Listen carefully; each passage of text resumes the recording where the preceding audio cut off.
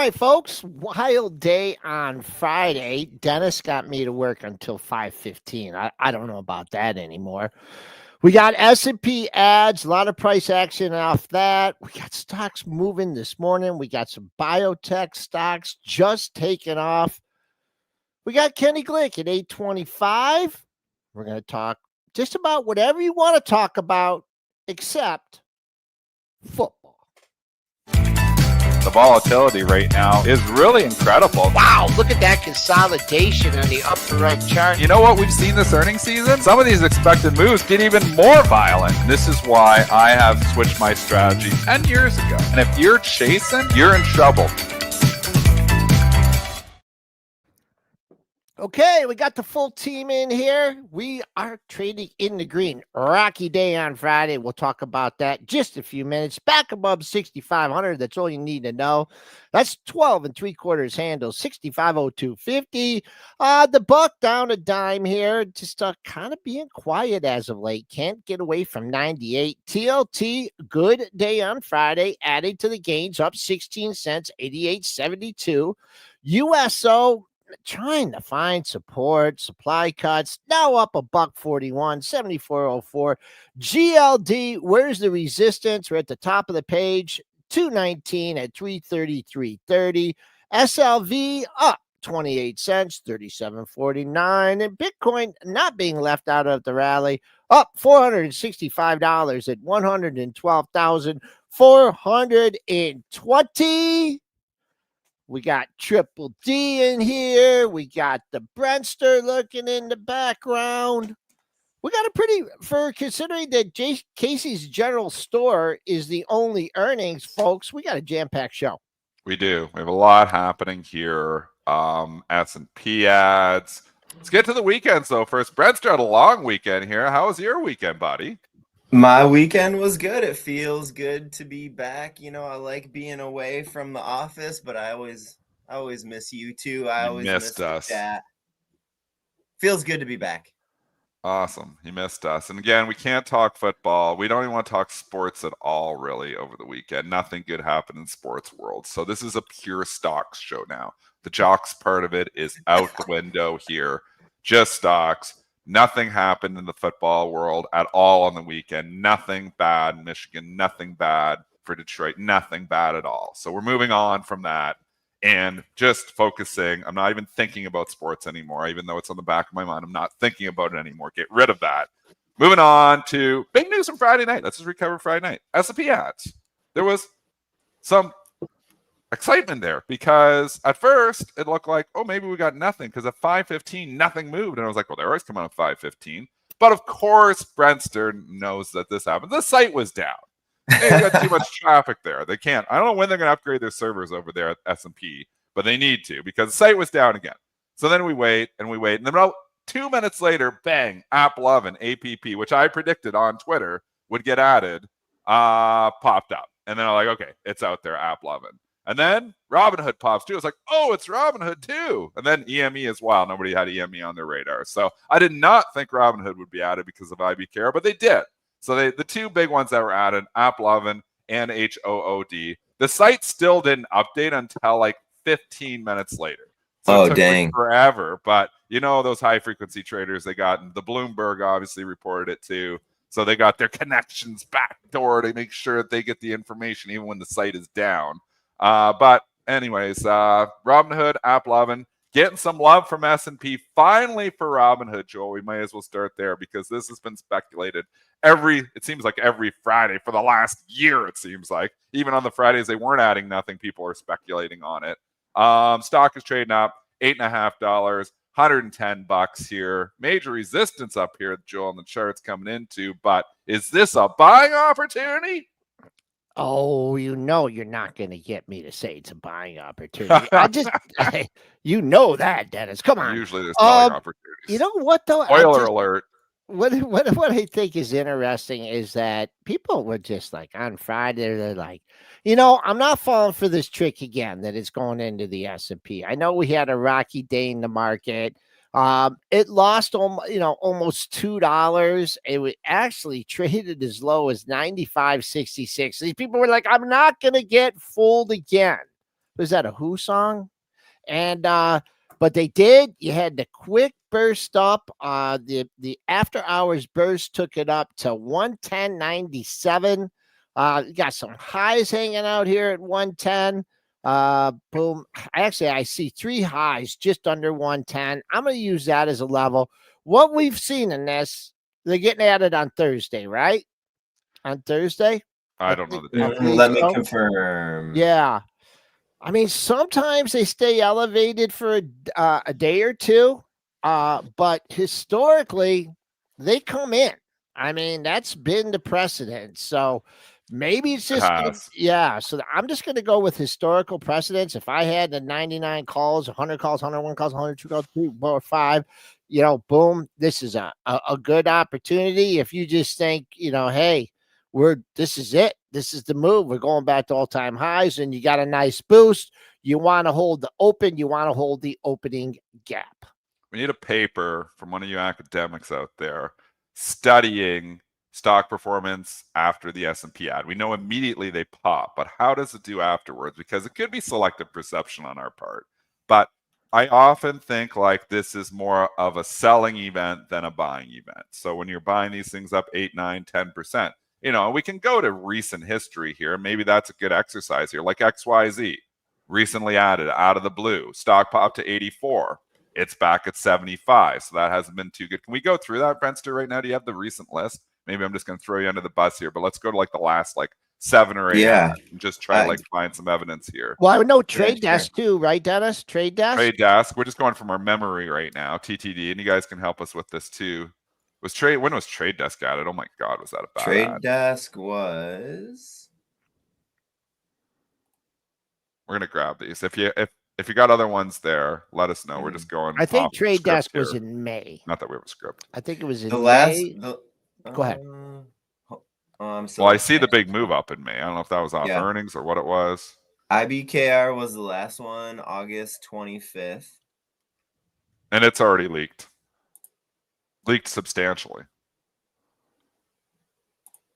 This is just the way it is, folks. If you're coming in and buying these things and saying it's added, now it's going to really go, you're usually on the wrong side of the trade here. These are more selling opportunities than they are buying opportunities. So if we just go into the recent, I'll be more XYZ. XYZ was we did July that one. 18th. Yeah, and that's down. And then recent S&P. And then Trade Desk was July 14th. Okay. And that was a disaster. So July 14th they added it. Oh my gosh. And that's just way down here. They should just start the ETF of actually just selling the ones that all get added here. You might outperform the market here. Coinbase, I've got the list down in front of me too. Coinbase, May 19th. May 19th. Well, the market's up a lot since May 19th, but Coinbase has leaked recently here. DoorDash was March 24th. So again, you start getting the market effects here, so it's hard to compare. You'd have to extract the S&P moves and try to see if there's underperformance there or not. Williams Sonoma, EXE. So you can see clearly recently it hasn't been that great. So keep that in mind when you're chasing your app loving, up 46 points here today. When you're chasing your Robinhood, up 8-9%. That historically speaking, nothing works on 100% of the time. But if you're looking at, historically, these are more selling events than they are buying events. Dennis, I wanted to ask you about another part of this news item too. S&P 100 Uber is going to be replacing Charter in the S&P 100. Does this matter at all? Do you care about can S&P sometimes, so it depends on flows. So when you're going from one index to another, when you're going up the S&P 500, the flow is almost always positive. But what you see is, like, for instance, and this is a great question. Like, and again, the S&P 100, is there flows in and out? Does it matter? Usually not. It's the big one is always the S&P 500 ad. But sometimes when these smaller companies, and there was a big list if you wanted to go in, some of these smaller ones, that go into the small caps for the first time, those ones can get actually really big moves too.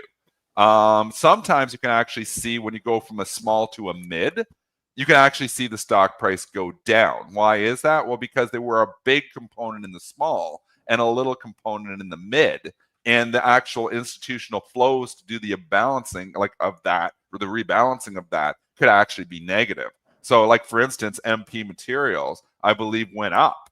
the index announced on Friday. The stock is actually trading down and was trading down on Friday. So, so it's not necessarily that just because you get bumped up, to a bigger index that you necessarily are going to go higher. It depends on those flows. If that makes some sense to you guys. It does. It does. Absolutely. We just know the initial price reaction. I mean, keep your eyes on your opens, and I think like for app, this is a new all-time high, isn't it? After the stock has had short seller report after all this junk, like there's been a lot of problems here. Yeah, now it breaks out to the all-time high in the S&P ad. This feels like upside capitulation to me on app. This feels like a sell. So if it's up to me on app 11, I would be selling my app 11. That's where I'm at on that, because there's been lots of issues here. It's been moving up on speculation it's going to get added. Hell, I speculate. I tweeted it out before. I said I think it's going to be app. I did not think it's going to be hood. So basically it was 1 for 2 because they both got added. But I didn't know they were going to add 3 components too. I guess I should have looked clearly. But, anyways, app 11, I feel like it's more of a selling event. Hood, I think it's more of a selling event. People say I'm bearish all the time. I'm just speaking, what we're looking at percentages and numbers. We obviously trade quantitatively. I do a lot of quantitative trading and I look at the stuff. And more often than not, you see weakness immediately after. The big move is usually the first day. It's usually not a hell of a lot of follow through. And then you got to think about the overall market dynamics here too. Like, where are we? Well, we've been complaining about September. The S&P had a fantastic day the last couple of days in getting the losses back. But I mean, we've had a couple nervousness, a little bit of nervousness starting in September. Some of our leaders are lagging to a certain extent. Palantir is not getting over that 160 and really struggling with that. AMD is falling off, which, we were saying it looks heavy. So, I mean, we're seeing breakdowns in some of the leaders here. So I just think it's not the market to go get all excited and chase in. To Ryan Dietrich's point here, too, Ryan Dietrich's an eternal bull. But, he said September could be rough. I mean, so far, it's been okay, but there's been pockets of roughness in this month, too. So kind of, paint the picture of the macro tape. It doesn't feel like it's the environment to come in and chase Citigroup and App 11. I just want to, fill the Brandster in, and maybe people that weren't here with our program on Friday. We had a big pop. We had a big pop off the jobs. Little dip, made a new all-time high. It looked like we were off to the races, and then someone decided that wow, maybe losing jobs is not such a good thing. Maybe the economy is slowing down so much we're not going to be able to cover. And we had a 90 handle break. I mean, that was a big move. Of course, the buy the dippers came in. And actually they came in. I'll give you a really good level. If you want to get bearish this week, you cannot. I will not allow you to get bearish until we take out the lows from Thursday and Friday. They were 2 points apart from each other. That's on the real sessions. That's a major support level. That's my focus number for the week. Also, keep in mind what happens this month. You have rollover of the futures contracts. So I'll talk about the September contract all the way till Friday. But in reality, you start trading the December contract on Thursday. So there's a rolling of the positions. If you want to keep your long in the SEP, you got to sell your SEP and buy the Ds. If you want to be short, if you're short the Ds, well, you got short the SEP, buy it and sell the Ds. So what that does, there's still plenty of liquidity in the market, but it creates pockets, and you will see this because they're kind of like that pocket of air that you had on Friday. So you got the rollover on Thursday. And then a week from Friday, we have quad witch. We all know quad witch expirations are very important, high liquidity moments that mark, sometimes major tops or major bottoms.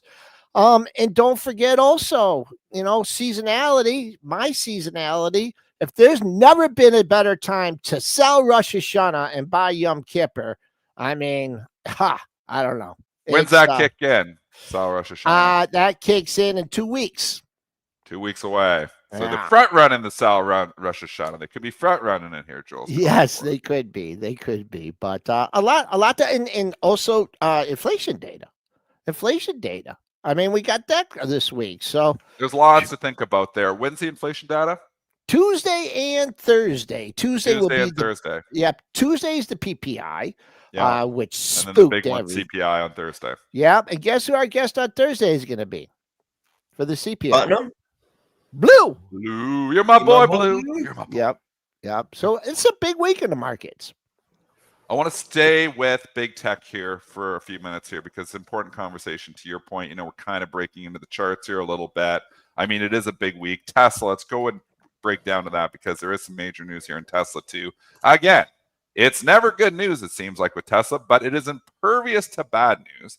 Tesla, U.S. market share being reported is at a low on EVs, down to 38%, which is like a new low. So not doing great. Tesla cars, we know that. They haven't been selling great. Adam Jonas, Friday night, removing it from its Tesla, he's moving Tesla from his top pick list. I mean, Adam Jonas is the biggest Tesla bull out there. So I don't know why he's doing that. Nobody's talking about that because Friday night, was he trying to sneak it through Friday night? Why not do that on Monday morning? But, obviously he's seeing something. Maybe, it's the run up that it's has run up recently here. I don't know. Still says Tesla. He's still got a bull thesis out there. Adam Jonas, if you know Adam Jonas, he's always got a bear thesis and always got a bull thesis. But removed it Friday night from his top pick list. Stock's trading down about $1.50, I think, on that news. Comes in this morning, all's great. They were talking Optimus over the weekend. People talking about Tesla. Retail grabs a hold of it over the weekend. They can't help it. Stock pops. Sales are down. Who cares? Stock just goes higher. Up another $3. So stock's impervious to bad news. Continues to pop. Basically, you can only trade this technically because it doesn't trade down on bad news. Technically, from my perspective, it looks like it's doing some work here in the 350 area. And looks to me like it wants to go higher. So, I mean, when stocks don't go down on bad news, usually tells you they want to go higher here. Tesla just continues. And again, rates, good point, core chamber. If interest rates are going lower, Tesla benefits from that. This is one of the direct beneficiaries from it. So if we do see, they're predicting 3 interest rate cuts this year now. We do see 3 interest rate cuts. That does help Tesla. You just give you one number. It's this 356 area. The last two going to the bottom right chart. There are your highs from the last 2 months. Right here at 356. You go out there, it was a little bit higher, but are you going to form a bid at this area, a sustainable bid, and then push your way over 360? For as lot, and I don't know when I got on this, it's like this 50-day moving average. I mean, someone asked about that a couple of weeks ago and about buying it. And I'm like, well, if it comes down near the 50, it was down there for like 1 nanosecond. So it seems to migrate towards that. It's been spending a lot of time above it. But let's see if we could clear the double monthly high at 356 in Tesla. I want to talk Apple. I'm staying with big tech. We got a theme going on here. We'll get to some of those biotech mergers here, or biotech news shortly. Apple event is tomorrow, 1 p.m. It has been leaked that the big announcement, folks, you got to hear this. The big announcement from Apple, huge. The iPhone is going to be thinner and lighter. And what else? Thinner. That's amazing, Brett. Thinner and lighter. The innovation coming out of Apple since Steve Jobs is astounding. Astounding. I can't believe it. Thinner.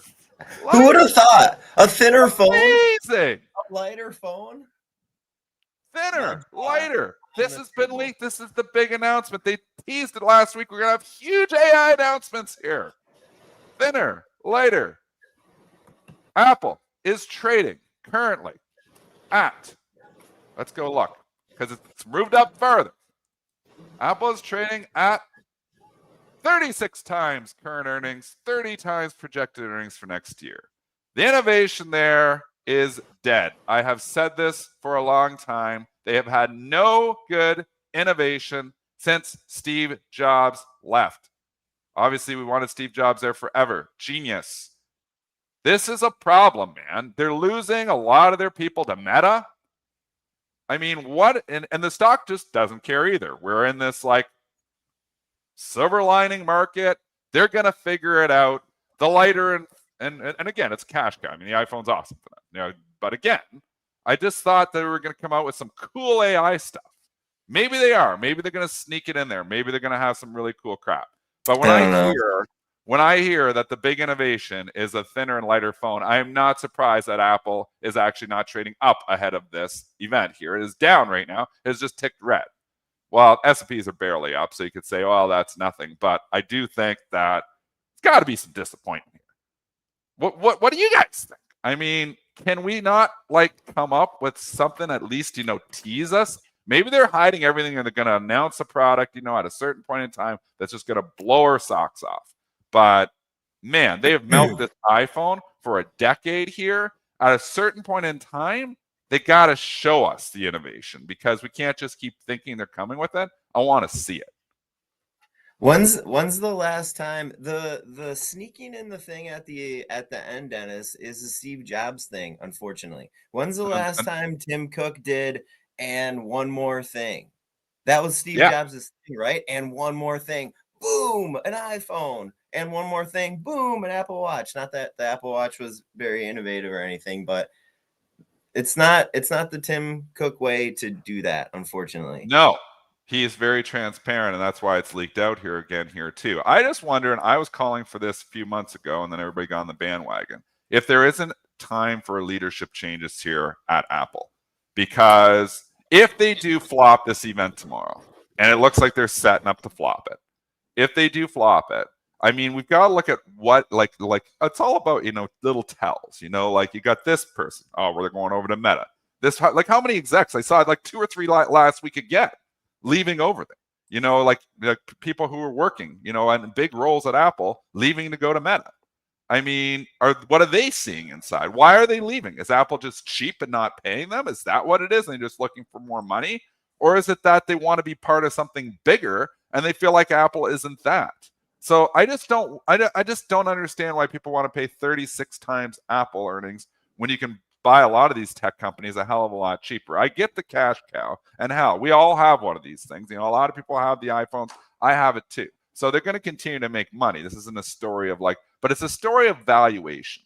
And it's a story of when Apple was trading, 10, 12, 13 times earnings, and they were saying, this needs to, expand multiples. It has. And the entire move, and people will argue with me all the time. They're like, look at the stock performance since Steve Jobs is gone. You know nothing, Dennis. And I mean, yeah, you can't argue with the stock performance. It's unbelievable. But you can dig down, open up the hood, and say why. Why has the stock went up? Well, it's been all multiple expansion and buybacks. Those work. Buybacks work when you make as much money as you do off iPhone. So what I would say is most of this price appreciation was set up by Steve Jobs. It was set up by Steve Jobs. And he left them with, in the best position possible. The guy lived to work. And he left them with the best position possible. And Tim Cook has milked that. And he's rode that Steve Jobs, innovation all the way up to the last decade. At a certain point in time, though, Apple needs to start figuring this out. So, yeah, I'm just at a point where I'm just not impressed. And I was an Apple shareholder for a very long time. And, I sold it a few years ago at $180. So, I'm like, obviously should have held it.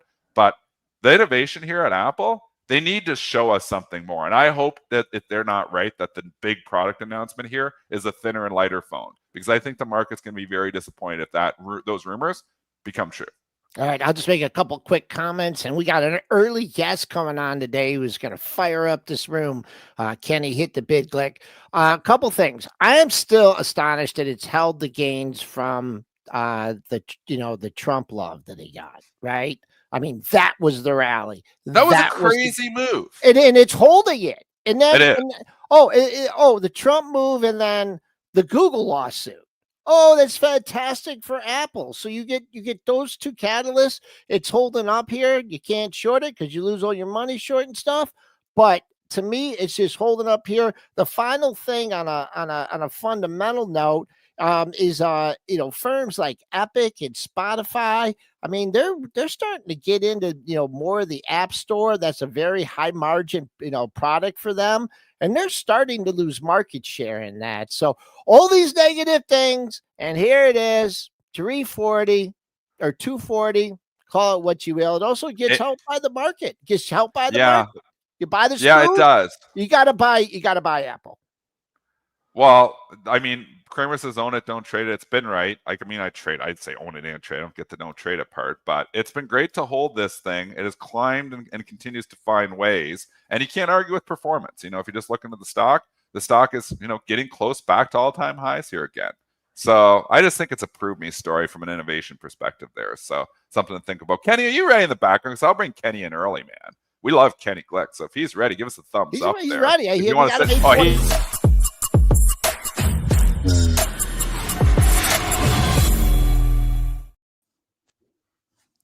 he's always ready. He's ready to rock. Monday. Cheers. Good morning. What's going on? What are you doing? Nothing. Just hanging. I'm shaking. Just chilling. He's totally got the chill going here today. I know he's got. Is it cool there? Is it cold? You got a sweater on. I get old. I get cold very quickly now. I'm old. I'm bald. What are you gonna do? So we talked at the top of the show that we're not going to talk sports. Well, we're talking sport. That's all we're talking about. Because the sports gambling is just hilarious. By the way, kids, if you're out there, parlays, you can't even pick one game right. I know. You're gonna try to pick a parlay. You can't pick one game right, kids. My son is sitting there. He finally learned his lessons. So he bets against the Giants. Of course, you bet against the Jets, of course. And that game was hilarious. Because no matter how much you watch the Jets game, you knew they were losing in the end anyway. So with live betting, it's the greatest, because as soon as they gave you hope, that's when you got the odds in your favor. So he had a parlay, but he took the Giants, he bet against the Jets, but then he put his own team in there, the Ravens, because he can't be a Jets fan anymore because I broke his soul as a child. So now he wants to be now he's a Ravens fan. I'm like, you don't bet on teams you like. It's going to break your heart twice as hard. And that's true. Sitting there, he's high-fiving me, told you so's. This team's not losing a game this year. I'm like, there's 7 minutes left in the game, and the Ravens suck, right? The Ravens are a different type of suck. They're the type of team that makes you really believe they actually have a good team, which they do, and they still lose. Oh, the game and the pain of that game yesterday. I feel bad for my son, but I don't, because, man, he was chirping around the house last night. Woo. Last sports thing. I looked at, I had a little DraftKings account that I use for hedging when I'm in pools. And I looked at like the parlays that they had on the Michigan game. Yeah. And I'm like, can you short those? I mean, it was like Bryce Underwood over 200 yards. I'm like, no, he's not getting 200 yards. And this other guy, I'm like, right. $10 gets you 1,200. I'll risk 1,200 to take your 10. Exactly. Yeah. Okay. Nobody wins. All right. Let's get to the markets, Kenny. Yes, sir. Little rocky day on Friday, but what happens? The Bulls step up to the plate. Yeah, we're not going down. Again, listen, this market, I think you were just talking about Apple and just all kinds of whether or not it's going to be a dinosaur. Somebody once compared Apple to AT&T about 5 years ago. It's just going to be a dividend-paying, just sluggish, awful stock. I'm like, sure. With the infrastructure and the community that they have already built, that stock's never going away. We'll be buying this stuff forever, and they'll invent something new inevitably. But I'm just not getting in the way in this market anymore. I've actually stopped shorting stocks. It's just a waste of time. You removed the sell button from your keyboard. Yeah, I not even the earnings, like Broadcom on Friday.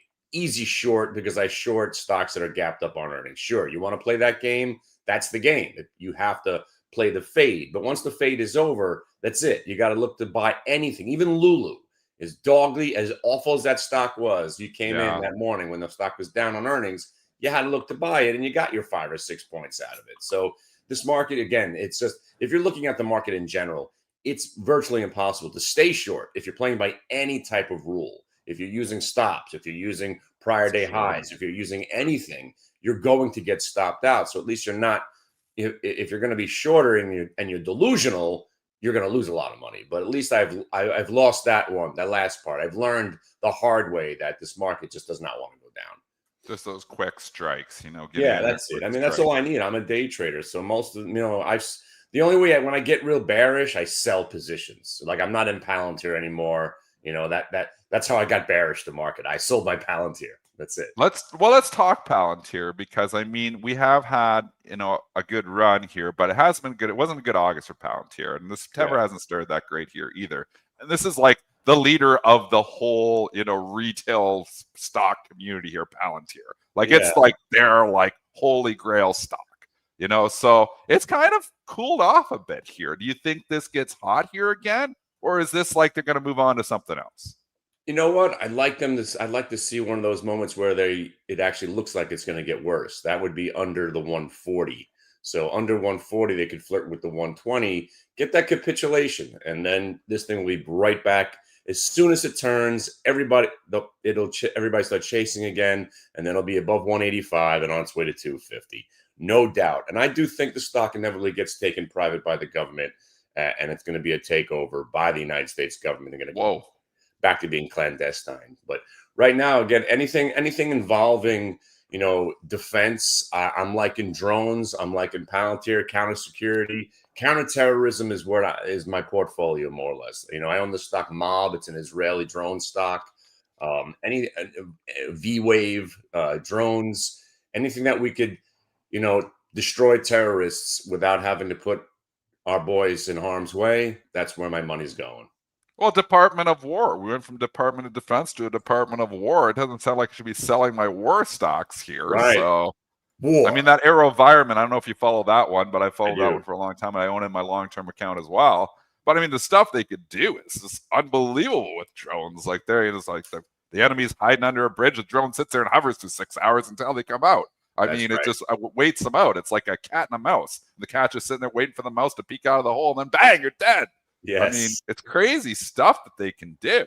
So AeroVironment actually reports on Tuesday, but government behind that too. I mean, let's just talk, this administration here, because the government is very involved with public companies here now. And this is not something the U.S. obviously is something you see in China. This is something you see, elsewhere where government gets very involved by, taking position in Intel, bringing Apple to the White House, trying to get a position in NVIDIA. I mean, it's the game has changed to a certain extent here.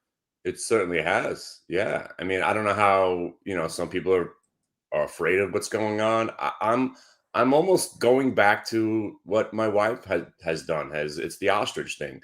If it doesn't affect me directly, I'm going to just keep my head in the sand, and you live a better life, because trying to make sense of what's going on in the government right now, and what we used to shun and be afraid of or offended by, none of it plays anymore. So I'm just going to watch the market and, just buy stocks because they're breaking VWAP and try to live my best life. But that's maybe the best way to do it. Not try to overanalyze and not try to just use your setups. And that's what, I try to do on my own trading as well. Is just look at my setups and trade my systems. But when you come on a show and you do it every day, people want to talk, the whole big picture of it all. Right. But I mean, really, the big picture of it all is meaningless because stocks haven't been connected to fundamentals for a very long time. Talk to me, Goose. Exactly right. We have disconnected from all reality. Again, and that's why VWAP to me is the only truth, because you're not beating the market when you trade VWAP. You are the market. So you're ebbing, flowing with the market throughout the day, and that's why it's like, as someone who wants to be short, you're gonna, as much as I want to short open because it's so damn popular, I'm long that stock right now, and there's nothing anybody's going to tell me not to be. Because it's going to go to 850, 10, 1250 before it goes to zero. I know these stocks are inevitably going to go to zero, like Newegg, right? I was on the show with you guys a couple of weeks ago. I was like, this is the number one short. If you want to short stocks, this is the stock, NEGG. From 3 to 135, it's going to pull back to at least $40 when it does. And it did. But if you're going to get in the way of some of these stocks because you want to be a hero, you're going to get run over. And that's why this open trade, when it pivoted again above that 550, I was like, you know what? I'm joining in on the frenzy. Let's go short squeeze this thing 1000x, just like the internet. I mean, I've never seen, since the GameStop movement, I've never seen something as popular as this open trade. It's so popular everywhere I look. Even the barber and the cab driver. And I was at a wedding in Colorado. I haven't seen my cousins in 20 years. They're asking me about open. I'm like, oh my God, I want to short this thing. But you know what? I'm not getting in its way because it's going to break out. It's going to rip. It does feel like GameStop. And really does. You know who this morning? Did you see who this morning's in there? Comedian. No. You should know this. Rob Schneider. tweets out to Eric Jackson buying some open. Oh my God. I mean, that's like it's popping up another 7%. They got Rob. He got 2 million followers. Right. I mean, if he starts it starts spreading through like actors and stuff and getting going, it's hard to bet against this thing here too. I mean, what about like legalities to this? Like that's what I was going to ask you here, Kenny, too. I mean, it's one thing to but this is like classic collusion to a certain extent here, where you get out there, we're going to get everybody together and we're going to start out Drake. We're going to make this thing go higher. I mean, are rules just all broken here now? Because it does sound like classic definition of collusion. I'll just say it like this. No collusion. No collusion. There's no collusion here. We're just the retail traders striking back again. It's just like 1996 when we got access to level 2s and market making and SelectNet. We got new things to play with. So now the internet, we get, again, you want to join up a massive group of people and move a stock. You know what? The GameStop people are never getting their money back if they bought in late. And just like this open trade, nothing's changed here. This company inevitably is going to go to zero. But if you want to have fun with it, why not? Why not join in? As long as you know what you're doing and getting yourself into. It's not like someone says you must buy this stock and it's definitely going up or or else. You know what you're getting into. And that's why every time I talk about the stock, I throw that caveat. I still know it's going to zero, but I'm going to ride this thing to 1250 if it's going to go there. And I was loaded up on options on it on Friday. So here we go again. And you got stocks like Octo. You haven't seen this one? OCTO, right? There's 5 of these a day. Most of them go away the next day, but when they don't want to die, they remain a buy. So this I like that. You need a shirt that says that. When they don't want to die, they remain a buy. I like that. There's some bling for you there, Kenny Glick. There you go. Thanks. I've been watching pump and dumps my whole life. Most of them inevitably go back down. That's why some of them when they levitate and they stay there, like a stock. This stock Root. Have you watched this stock Root? I thought it was a pump and dump, and they pumped it all the way into the hundreds, and it's been just hovering there for months. I don't know what it is, but man, they did a good job pumping that thing, and it just stays there now. It doesn't even move. But most stocks are going to be pumped and they're going to be dumped. And that's what's fun about trading them. Again, you get your short. If it's usually it's this one of these weird, low float, reverse stock split garbage stocks that you can't even get a short off, but that's where the action's at. So, again, fantastic. This is by far, every time I'm on your show, I say the same thing. This is the greatest trading I've ever seen in my life. I mean, there is activity, more activity than there's ever been in the history of trading. Kenny, can I want to ask you a very important question. I want to follow it up. And Joel, I just want to follow this up because you think open's eventually going down. How do you know when to get out? This is my question is how do you know, is it when it breaks a certain level? How do you know? Let's bring open. Let's just use open as an example. Yeah. These things are like hot potatoes. And I'm going to say the same thing too. They usually end in tears. So how do you know when the party's over?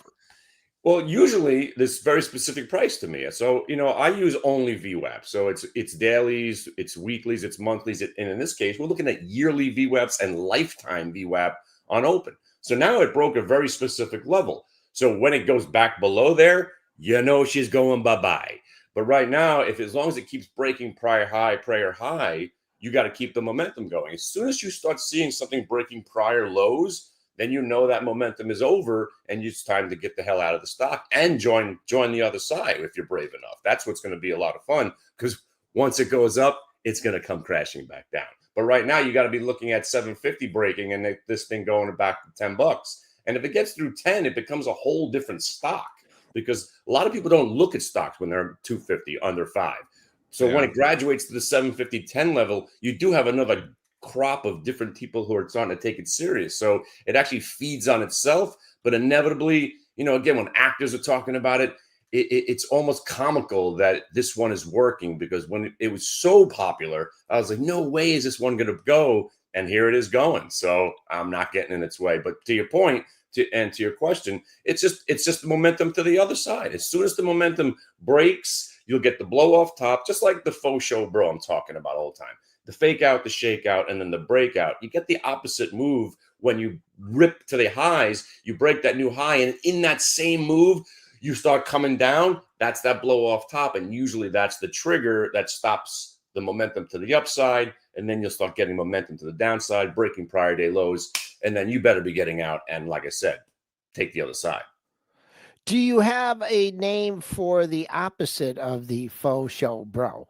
Yeah, it's the blow off top. Yeah, it's simple. Everybody Yeah, knows it. but that's not as I like. I need something a little. It does turn into the finger of God. Okay, if you need something cool, There you finger go. of God. That's Fog. what we want. Fog. Finger of God. So basically, what it is, because it hits a new high The and then it fog. rolls and then it forms a knuckle and it points down. The finger of God is the F5 Fog. hurricane.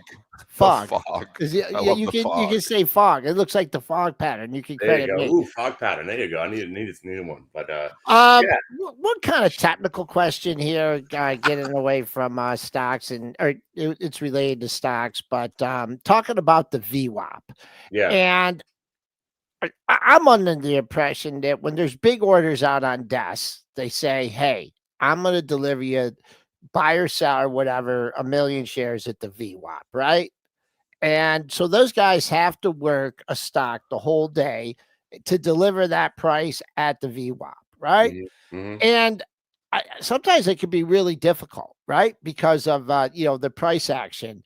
And we see some stuff goes on after hours, and I can remember Jets one day last week, and there was just some indiscriminate dumping, and it like never even traded at the prices that it did after hours. Do you is that something you pay attention to? Is this a possibility that oh man, I was supposed to sell 1 million at the VWAP, and man, I sold 750,000. I'm going to take a haircut on this. Is that something, or am I just thinking old school market structure, market maker days? Well, I take every tick into consideration. So, aftermarket action, pre-market action, it's all factored into what I look at, so because I have the 1 minute. The 1 minute's like almost like a standard VWAP, I guess, the one that forms in the day. But what my algo is doing, it's grabbing just more data from pre-market and aftermarket. Now the overnight session too, so we're grabbing it also. So any dribs and drabs of volume or obviously big orders, it's all being factored in and then just spits it on the chart for me. So again, all that stuff, all that activity you're talking about, it's all factored in. To me, it's just noise. And what I have found is that there is these anomaly prints, which we just thought were just out of the market prints. And now we're starting to see that when you see these out of the market prints and you're thinking, okay, is the market just telling me the market that it wants to go there? And then inevitably the stock goes to those out of the money prints. It's happening now. And if it's happening more than 20% of the time, it's something. Now it's happening like 40, 50% of the time. We're seeing, especially on the QQQ a lot, you'll see like an 8:15 print in the morning out of nowhere. And then the market's way up here. And next thing you know, you gravitate to that exact price. And that's what I'm starting to think. Is it all pre-programmed now? Is the whole game rigged? And I just sit here in fascination still, 30 years later, watching charts and just seeing how this stuff develops. But again, to me, using VWAP, it just keeps you on the right side of the market. And if you're going, especially as a shorter, if you're shorting stocks and you're breaking back above the VWAP, you better run. You better run because the market starts to cover. The shorts they get hammered when they start getting back above VWAP, especially the prior day VWAP that we look at. So, like again, one more time, if you're trying to short this market, for the love of God, if you're not using VWAP, you're gonna get hammered. It's saved my life, literally, because as a shorter, the first thing I noticed was, wow, stocks get back over the VWAP. They don't go back. They don't stay down anymore. And that's it. I mean, it's become that easy. Again, if you want to just wait for stocks like Lulu, again, my example from Friday, who's buying Lulu now? The stock's going down in one of the greatest bull markets ever. But on Friday, you break VWAP, you're buying Lulu because the shorters are going to cover, and you can make a day's pay, if not more. You got an any point move when it broke VWAP, and that was it. That was the whole premise of the trade. Break VWAP, I'm in, and you broke it. You went up 10 points. Are you going to the that event that Dennis is going to with the JC crowd Toronto next week in Toronto? Toronto, no. I've been traveling a little bit too much. Oh man, because I was hoping you could teach Dennis some new dance steps. Yeah, I need some new dance moves. But sure. Kenny, I may see you a week for Friday when I come out there. So we'll talk about that. Kenny Glick, the Warlock, hit the bid. Great follow on Twitter. One of the old-time favorite guests on PMPSTN. Thanks, Kenny. We'll dial you up again real soon. Good to see you guys. Thanks for having me. Good luck, everybody. Thanks, Kenny. See ya. Love the Warlock. Calls it how it He's is. funny. He's funny. Never He's afraid to say funny. exactly what he thinks. He's getting some hate for that open comment to zero, though. There's some open lovers in our chat here right now. I don't know the path. I don't know where it's going. I don't know how far Eric Jackson's going to take this. Obviously, we've had Eric on the show. He seems like a great guy. He really believes in it. He said he hadn't sold a share. So, I mean, you know, maybe eventually we can have Eric back. You know, like if you guys are interested, we can have Eric back. We're keeping up with him. He's doing a lot of promoting on that stock. So he's out Tudor there in Jones front of is Drake's in it. house. I mean, yeah. Rob Schneider said it this morning. See, Rob Schneider. I love Rob Schneider. He's an awesome actor. Tweeted at him. Mark your calendar. You know, it has earnings, right? And if it's going to show up in the earnings and people are using that site, then it's gonna be reflected in the earnings, and I believe that's sometime in November. It's gonna be reflected in the earnings, Joel. What year are you in? Nothing's reflected in the earnings anymore. It doesn't. It's all about a barn. Doesn't matter. Yeah. Okay. All right. It better make some more money. Kenny Glick interview. Earnings. Who cares about earnings? We got Casey reporting tonight. Oh yeah, we care about earnings. Or did Casey report this morning? It's already up $10. What the hell is it up $10 for? Is that just running up ahead of the report? Or did it report? Yeah, no, it didn't report. It's just up ahead of the General report. Store. Have you ever been to one of those? No, I don't even know where they are. I've never seen one before. Are they in Michigan? I've never seen one of those. I don't know. I haven't. Have you ever seen one of those? I haven't. Do they own something else? Like, I don't even know where there is a Casey's. You can chat will know. They'll have some Casey's. Somebody have Casey's in their backyard. Never been at Casey's. That's the only earnings report really of note here today. This week, we do have some big earnings reports here. We have Oracle going to report Tuesday. GameStop, the original meme stop, going to report. AVAV, we hinted at that. We talked about that. Going to report Tuesday. SAIL, SAIL, Fuel Cell. There's a little memester stock for you from the past. FCEL, it's going to report on Tuesday. Chewy on Wednesday. Man, retail takes over all these stocks. They like that one too. Adobe Thursday, Kroger Thursday. It's a light week, but you know what? There's a few stocks there. What about a little Oracle preview, Joel? What about a little Oracle preview? Because that's your stock of the week, really. Gonna report. Obviously, they've gravitated this AI thing. Look, it's running ahead of the report again. It just can't help themselves. They like to be long stocks ahead of reports. It can't help themselves. It's already up 3% here this morning. I'll just look at it. It seems really been blowing things away off earnings. See if that trend continues. I'd say it's working its way back halfway of that recent move, and that takes you like to the 240 area. Also the 50-day moving average coming in right at that area, 238.53. They get halfway back of the move, and we'll see. And then another big, powerful report, it goes up. But I think that reports, maybe you see some selling here. People are like, whoo, well, 260 was nice, 220 was scary, 240 might not be a bad place to exit ahead of the report. We might have to not talk open on the show because you say anything. It's like GameStop all over again. You say anything even a little bit negative, and they are like, we had Eric Jacks on the show. How are we being negative? Is someone mad at us? They're mad. They're mad. People have been mad in the chat. They're like, it's going to 82. It's going to 82. Why is it Rob Schneider? Eric's a good guy. You had him on the show. We haven't even been saying anything negative about it. Our chat is so nice. Said it might go to 0, but that's not us. I mean, we love Kenny, and you know what? He might end up being right. We don't know. Nobody knows anything. That's the one main thing. Take from this. Write that down. Nobody knows anything. Nobody. Not Warren Buffett. Maybe Trump. Maybe Trump does. Trump knows. maybe I'm wrong. Nobody knows anything except Donald Trump because he knows what's going to happen next. He knows what he's thinking. So, okay. Other news here, and there was a lot of news. We got EchoStar doing a deal. Looks like with SpaceX here. We'll give you the details here. We'll give you the deets. EchoStar's selling spectrum licenses to SpaceX for $17 billion in cash and stock.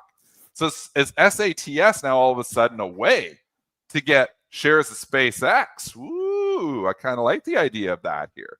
So just looking into details more, Brentster, if you've researched any of this in the background, I'm just opening it up right now. Transaction consists of 8.5 billion in cash and up to 8.5 billion in SpaceX stock valued as of the agreement date. So basically, yeah, SATS is now an indirect play to play SpaceX. Maybe everybody already had the memo on this because the stocks went from 30 to 60 now to $81 here in 5 days. I mean, this EchoStar stock, which has been dead money for quite a while here now, basically a decade, is now exploding here because it's got the connection to Elon Musk. 110, Dennis. 110. What do you got for me at 110? Is that where it went? Yeah. Are you serious? Yeah. Oh, so this is already like in a bear market. Like, that's funny. The official definition of a bear market is when a stock falls 20% from its high. Oh my goodness, it's already in a bear market here, even though it's at like new highs. Funny, these definitions. Yeah, that's anybody counts pre-market wow. offers. I don't know what someone read on that, but what someone was thinking, but I feel really comfortable saying that the pre-market high is in. I think so too. And you just have to pick some other levels. Even after that bounce, they got busy at 95, and you're $13 away from it. So if someone really wants out, let's see if they step down to 90. Let's see if they step down to 85. Down here at 80, a little bit of a pullback. You got a $10 gap here to fill, but that would be the bottom of the top of yesterday's range, $70. I don't know if we're going to get that low, but boy, that party got started on the with the AT&T, I believe, and it's just this has been dormant for so long. And all of a sudden, their spectrum is the hottest thing since sliced bread. Okay, your mover of the day, and the stock is trading up 1,000%. Did it do a reverse split or something? 1,000%. Octo, OCTO. 8Co Holdings. I've never heard of Octo. Sorry, never heard of it. Announces a $250 million private placement with an additional $20 million strategic investment from BitMine, which is BMNR. Oh my goodness. They said the right name, BMNR, because everybody's so hot for BMNR. And to initiate the world's first world coin treasury strategy globally. I don't know what any of that means. World coin treasury strategy. But you know what? That gets everybody excited with a world coin. They came up with something really cool. You want to come out with a headline? Put world coin in there? Probably a pretty good one. You want to pump your stock? World coin probably gets it going. It's up 1,000% here now. Well, more than 1,000%. It's now up 1,005%. No, 1,010, 1,015%. No, 1,017%. I can't follow this anymore. OCTO. This is an incredible move here. I don't think it's a reverse split. I think this is just continuing to move here.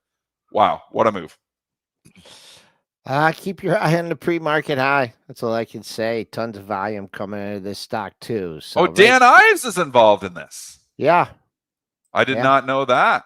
Dan Ives is going to be chairman of the board. Wow. Dan Ives, well known too. They got some names here kicking around. World coin. A world coin. Is this going to be the end of Bitcoin? It's now going to be world coin now? They're going to hate me. I get like a yeah, boy, you're talking about open and now Bitcoin, Dennis. Oh boy, Dennis, don't look at your private messages today, okay? Yeah, I know. They're all the people open because I said it was going to zero. I didn't say it was going to zero. I didn't say anything. Kenny said it was going to zero. Kenny said it, but you know what? I don't know where it's going to end up. Nobody knows anything. OCTO, holy crap, though. This stuff just goes crazy. So this OCTO segment brought to you by High Blockchain. That's a crazy move, man. You don't have anything to even say about this. Okay, I don't have anything to say about this one. How about UNH guidance? Okay, we can do that. Talk a real stock, real fundamentals. UNH providing the street with some favorable guidance. Yes, a firm guidance. So they're not too worried. Had the dip. It tends to reaffirm adjusted guidance ahead of investor analyst meeting on September 8th through 12th. So the street's liking it, and you know where we're at. Well, we're not quite. What was the high? Wow, 322.94.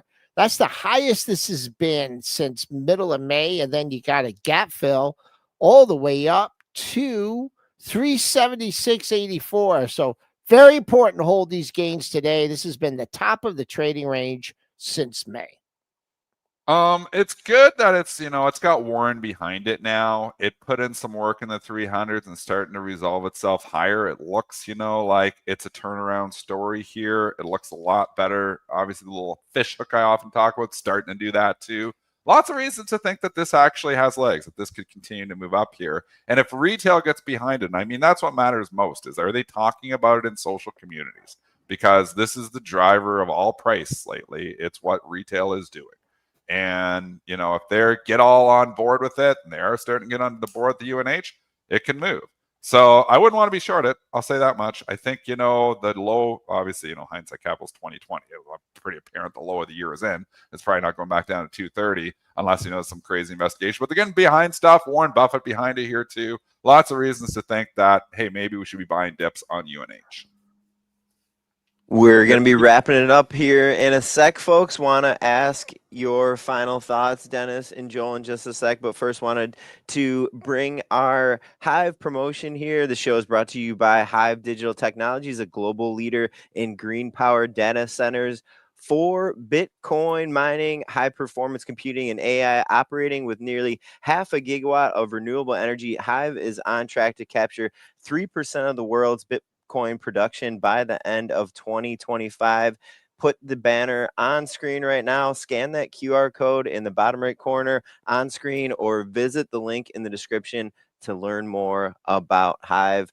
Triple D, do you got any final thoughts heading into the open in about a half hour here? I think you're going to see this morning, at least, we're seeing some clear rotation here. Sometimes you come in and the rotation's hard to spot. It's very easy to spot here this morning. Tech is hot. And you're starting to see value trade come off here this morning. Berk.B down, banks starting to go red, utilities down, staples down. You're starting to see value trade come off here. So it looks like, at least at this moment in time, that tech is a little bit hot. Now, I wouldn't be surprised if that reverses here, because we've been seeing a lot of the tech, rips. And I think, what really ignited is Robinhood. Let's be honest here. Robinhood, finally getting added in here, kind of has ignited the whole, retail crowd. They got it going. They're going and grabbing their retail stocks, which they've been doing overnight on the Sunday night session this morning, really moving here. But we have seen some steady leaks in a few of these names here too. So I'm not sure you're going to get follow through or not. So you could see that reverse, but just always be thinking, am I in a value stock or am I in a tech Momo name? Because those stocks have been kind of moving opposite lately. We have not had this market where everything's moving up or everything's moving down. It's always kind of a balancing act. Is it a Momo day or is it a non-Momo day? Non-Momo has been doing really good. In the last month, non-Momo has been picking it up. A lot of value names have had a pretty good August. So, where Palantir, we've been talking about, is a little bit the opposite. Palantir is your leader of the Momos. You have obviously a lot of value names that are starting to show life. Some of these beaten down, even retail darlings. So I think it's always that balancing act. This morning, tech winning a little bit. We'll see if that reverses after 9:30.